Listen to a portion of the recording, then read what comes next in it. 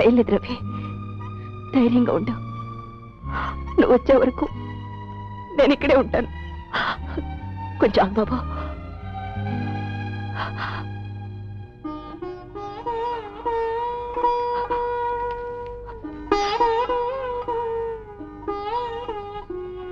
అక్క, నేను తిరిగి వస్తానా? రవి,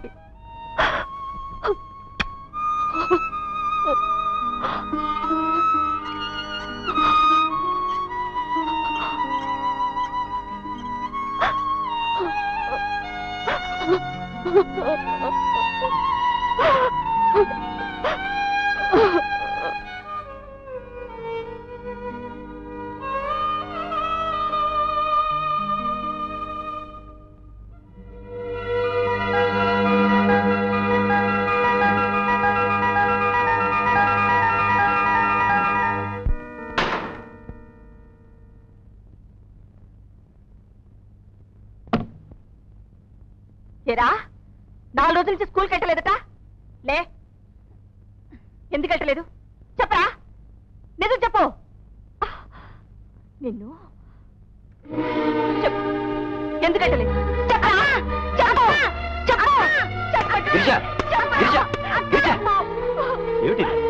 నీకేమైనా మర్చిపోయిందా? లేకపోతే చూడు మధు, వీడి మీద నిన్ను ఆశలు పెట్టుకుంటే వీడిలా తయారవుతున్నాడు. గిరిజ, నువ్వు బాధపడు, రవితో నేను మాట్లాడతా, నువ్వు వెళ్ళు.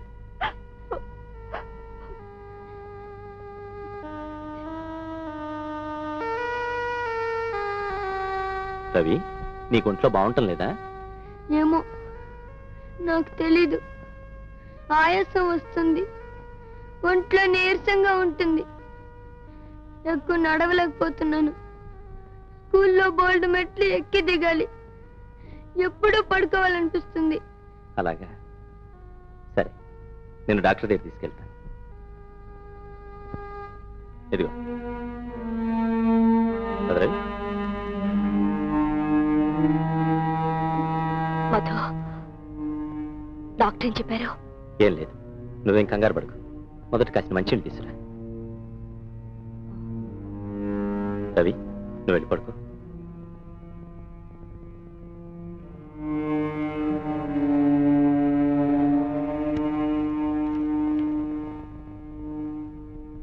గిరిజ, నువ్వు చాలా ధైర్యం కలదానివి కదూ, అందుకని దేవుడు నీకు చిన్న పరీక్ష పెట్టాడు. రవికి గుండె జబ్బు, హైదరాబాద్లో ఆపరేషన్ చేయించాలన్న డాక్టర్.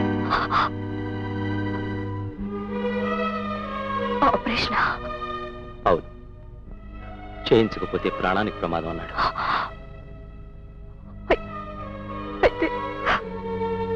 అందుకేనేమో రవి స్కూల్కి వెళ్ళలేకపోయింది. అది తెలియక పాపిష్టి దాన్ని వాడిని కొట్టి తిట్టి నానా హింస పెట్టాను. కురుక గిరిజ, నీకు విషయం తెలియదుగా, ఇప్పుడు ఏం చేయాలని ఆలోచించు.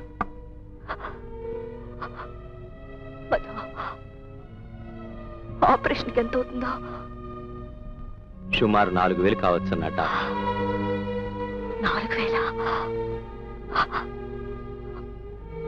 అంత డబ్బు నేను ఎక్కడి నుంచి తీసుకొచ్చేది మధు?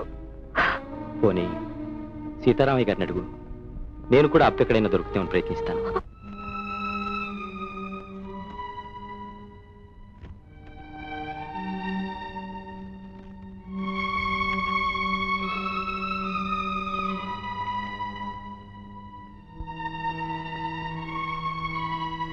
ఏమిటిది గిరిజ? మధు, ఈ ప్రకటన చూడు. ఎవరో వికలాంగుడు ఆపరేషన్ కోసం డబ్బు సాయం చేయమని ప్రకటన చేశాడు. మనం కూడా ప్రకటన చేస్తే 2,000 ఎలాగో పోగు చేశాను, ఇంకా 2,000 కావాలి. మన అదృష్టం బాగుంటే ఏ ధర్మాత్ముడికైనా దయగలగచ్చు. Driver luck, ప్రయత్నించుడు.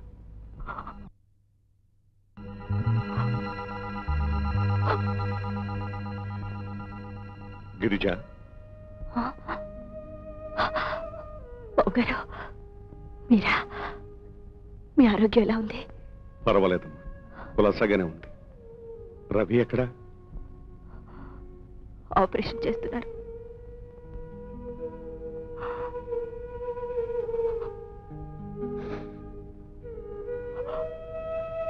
బాబు గారు,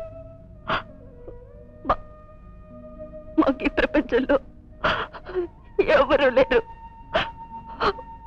వాడికి నేను, నాకు రవి. మీ ఇద్దరికి నేనున్నానమ్మా. ఊరుకోమ్మా, ఊరుకో. బాబు గారు, ఊరుకోమ్మా. Nurse, operation success.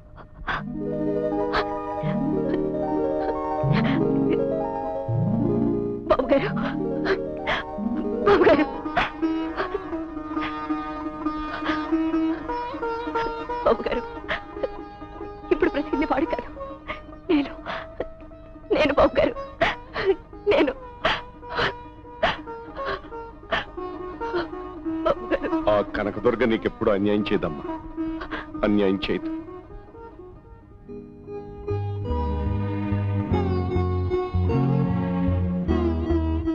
నమస్కారం బాబు గారు. నమస్కారం తాతగారు. లేవద్దు లేవద్దు, పడుకో. ఇప్పుడు ఒంట్లో ఎలా ఉంది? కులాసగానే ఉందండి. డాక్టర్ పర్మిషన్ ఇస్తే లేచి పరిగెత్తాలని ఉంది. 4 రోజులు డిశ్చార్జ్ చేస్తానని డాక్టర్ గారు చెప్పారు. Very good. బాబు గారు, మీరు చేసిన సహాయానికి రుణం ఎలా తీర్చుకోవాలో. రుణాలు, బాకీలు, జమా ఖర్చులు అన్ని తర్వాత. ముందు ఈ 4 రోజుల్లో నువ్వు ఏమేం చూడాలనుకున్నావు అన్నీ చూసేయి. కారు పంపిస్తాను. తాతగారు, అక్కకి ఏవి చూడాలని ఉండదు, ఒక్కతన్ని తప్ప. ఎవరతను? నా ఆపరేషన్ కి ఒక దయామయుడు 2000 రూపాయలు పంపాడు. ఆయన సాయమే చేయకపోతే నాకు ఈ ఆపరేషన్ జరిగేది కాదు, నేను బ్రతికేవాడిని కాదు. అయితే ఆ దయామేండి కలుసుకోవాలంటావు, అంతేగా? అదెంత పని. ఆయన అడ్రస్ ఉందా? అడ్రస్ ఇవ్వలేదు బాబు గారు. డ్రాఫ్ట్ తో పాటు వ్రాసిన ఉత్తరం ఉంది.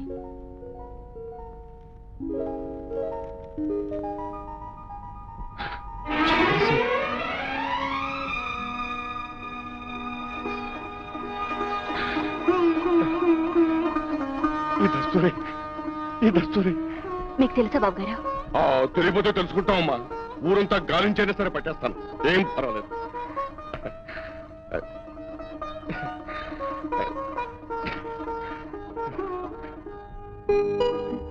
రండి అమ్మా, రండి.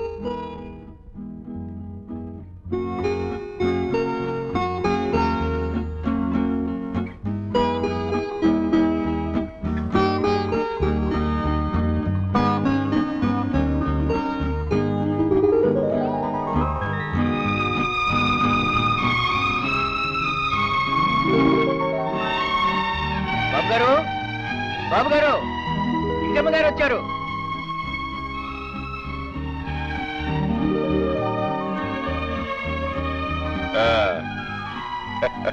నమస్కారం బాబు గారు. నమస్కారం తాతగారు. రామ్మా, రా బాబు, అలా కూర్చోండి.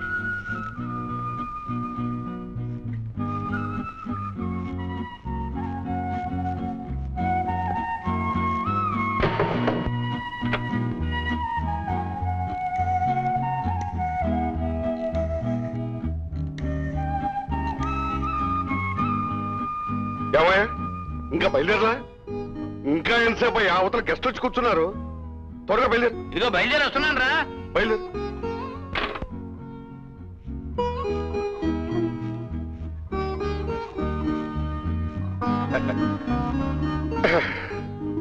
బాబు గారు, ఏమ్మా? చంద్రశేఖరం గారు జాడేమైనా తెలిసిందా? అదే చెప్పడం మర్చిపోయాను. తీరా విచారిస్తే అతను ఎవరో కాదు, మా దగ్గర బంధువేనమ్మా. అలాగా? తాతగారు, ఆయన ఎలా ఉంటారండి? ఆయన వయసు 50 సంవత్సరాలు ఉంటుంది. బట్టతల, ఉన్న కాసిన వెంట్రుకలకి నల్ల రంగు వేస్తాడు. పొట్ట పెద్దదే, ఎప్పుడు నల్లకొట్టు వేసుకుంటాడు. అయ్యయ్యో, నేనేదో పడుచైనా ఎర్రగా అందంగా ఉంటాడనుకున్నాను. రవి, మనకు కావాల్సిన ఆయన రూపం కాదు, గుణం. ఆయన అడ్రస్? అడ్రస్ ఎందుకు, ఇక్కడ భోజనానికి వస్తాడుగా, మనిషినే చూద్దరు గాని. ఇవాళ నిజంగా వస్తారా బాబు గారు? తప్పకుండా వస్తాడమ్మా, ఈ పాటికి వస్తూనే ఉండాలి. మీరు ఇక్కడే కూర్చోండమ్మా, నేను ఇప్పుడే వస్తాను.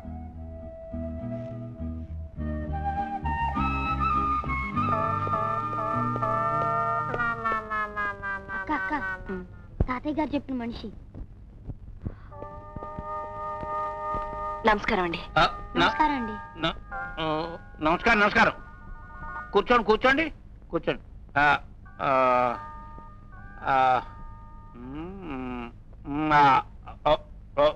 పేరు గిరిజ. రవి. రవి గిరిజ. గిరిజ రవి. మా రాజగోపాలరావు మీ గురించి అంతా చెప్పాడు. మీ మేలు జన్మలో మర్చిపోలేమండి.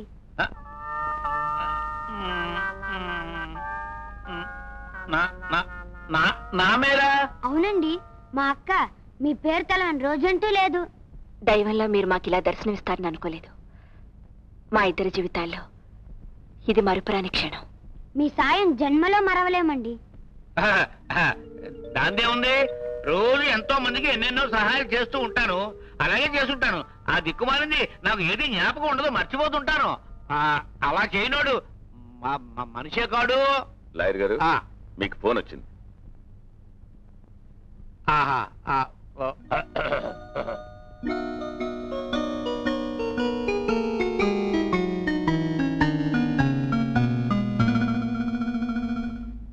హలో, నేను శేషరత్నాన్ని మాట్లాడుతున్నాను.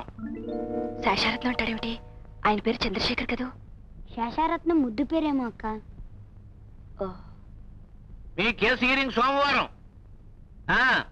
ఏం పర్వాలేదు. We have got a strong point. మనమే ఎక్కుతాం. ఎస్, వచ్చేటప్పుడు వడ్డించేలతో రావద్దు, పైకి తీసుకురండి. Yes. Hello uncle, how are you? All right. And how is your asthma? ఆత్మ అంకుల్, ఆస్మా ఆస్తమా ఆస్తమా ఆత్మ క్షేమంగానే ఉందో. ఇలా ఇదిగో అమ్మాయి గిరిజ, హలో తమ్ముడు రవి. హలో. వీళ్ళకి నేను ఎప్పుడో సహాయం చేశానట. ఏంటి, మీరు సహాయం చేశారా? మరి ఈ విషయం ఆంటీకి తెలుసా? ఆంటీకి తెలియాలా? లేదు, ఇటువంటివన్నీ ఆంటీకి యాంటీ కదా. యాంటీ అయితే అవన్నీ పాత రోజులు. రోజులు ఆ మారి రోజులు మారాయి. ఇదిగో అమ్మాయి, ఇతడు రాజగోపాలరావు గారి ఏకైక మనవడు. పేరు చంద్రశేఖరం. మేమంతా ముద్దుగా చందు అని పిలుస్తాం. శశారథం, ఎంతసేపు వచ్చే? ఇప్పుడే రారా. చందు, వచ్చావా? నువ్వు ఇవాళ రావేమనుకున్నాను. అన్నట్టు ఆ అమ్మాయి ఎవరో తెలుసా? ఆ రోజు విజయవాడలో నా ప్రాణం కాపాడిందని చెప్పానే, ఆ అమ్మాయే ఈ గిరిజ. మా తాత మీ గురించి అంతా చెప్పారు. చాలా థ్యాంక్స్. ఆయనకి మీరు ప్రాణదానం చేశారు. మీ మేలు ఈ జన్మలో మర్చిపోలే.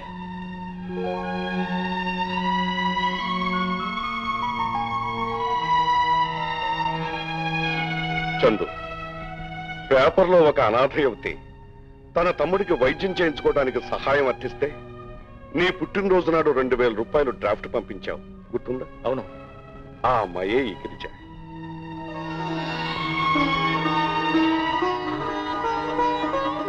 What a wonderful coincidence.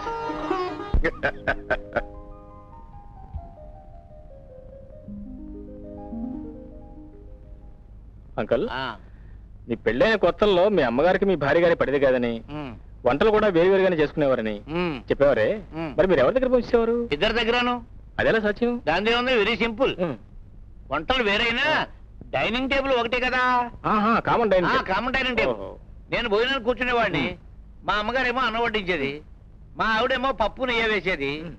మా ఆవిడ పప్పు నెయ్య వేస్తే మా అమ్మగారు పులుసు ఇగురు వేసేది. మా అమ్మగారు పులుసు ఇగురు వేస్తే మా ఆవిడ మిగడా పెరుగు వేసేది. ఒకవేళ మీ అమ్మగారే మిగడా పెరుగు వేస్తే ఆవిడేమో పులుసు ఇగురు వేసేది. రెండు కలిపి మీరు దంచేవారు. రెండు దంచేసేవాడి. అందుకనే మీ హెల్త్ ఎంత స్ట్రాంగ్ గా ఉంది.